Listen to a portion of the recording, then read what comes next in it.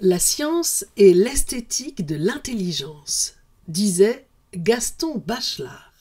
Être homme et se sentir femme et inversement, comment le cerveau produit-il cette identification? Depuis quelques années, les scientifiques se sont penchés sur cette question et nous livrent leurs premiers résultats. Le cerveau d'un individu né homme, mais qui s'identifie comme une femme ou inversement, présente-t-il des caractères plutôt masculins ou féminins? C'est toute une étude qui est parue dans Cerveau et Psycho de septembre 2022, une étude qui s'intitule « Transgenre, un cerveau différent ?» point d'interrogation.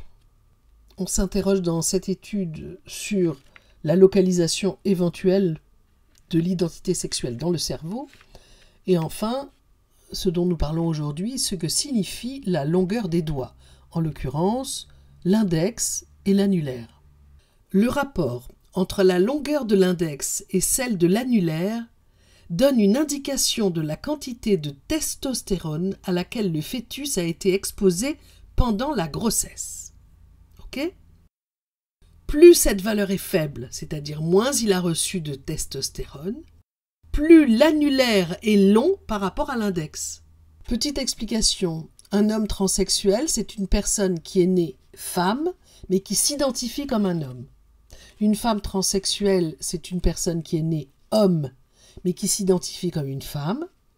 Et un homme cis ou une femme cis, C-I-S, c'est une personne qui est née dans son sexe et qui s'identifie comme telle.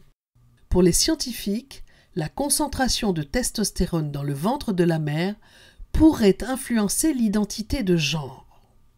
À partir de là, moi, je n'ai qu'une question à me poser.